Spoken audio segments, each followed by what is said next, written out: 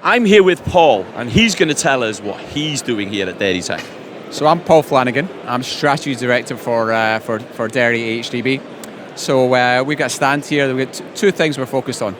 One, about how do we help farmers to be more efficient, more profitable businesses. Yeah. So three things we've got to do that. So we've got a network of strategic farms we've set up throughout the UK. We've put in a bit of money. Welsh Government have put some money to do that, and Volac, one of the companies in the industry are doing that.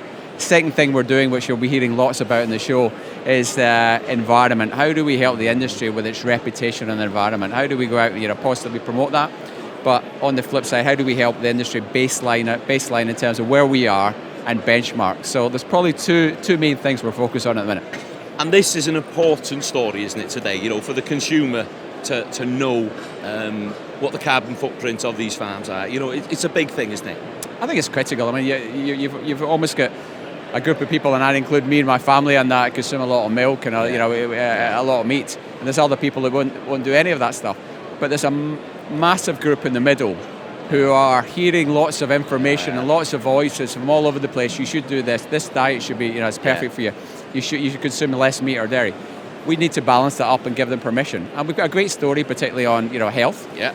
We've got, I think we've got a good story on environment, but we need to be better at telling that story. We need to get better at doing that. And animal health and welfare, I think we need to, there's a bit of work for us to do, just protecting ourselves there. Do you feel agriculture has been targeted slightly a little bit by mainstream media and a few people within, the powers to be?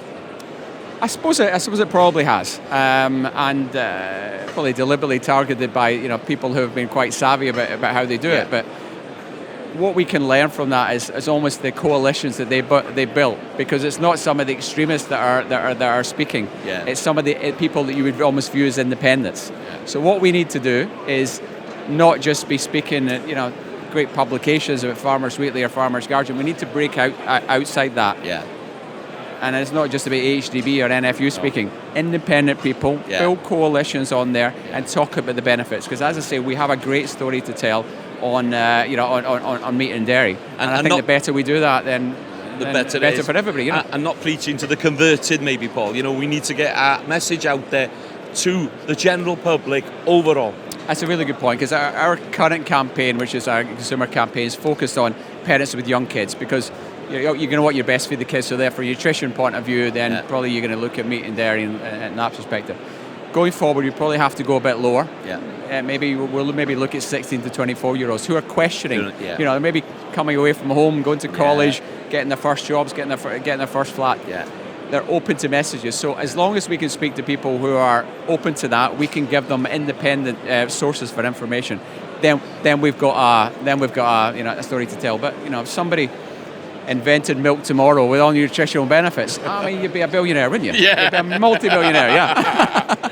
And can I congratulate you on all the good work you're doing? I have to be honest, it's fantastic, and you've always got that positive look in your face. You're always driving forward. So keep up the good work and enjoy the rest of the time here at Dairy Tech. Pleasure to meet you.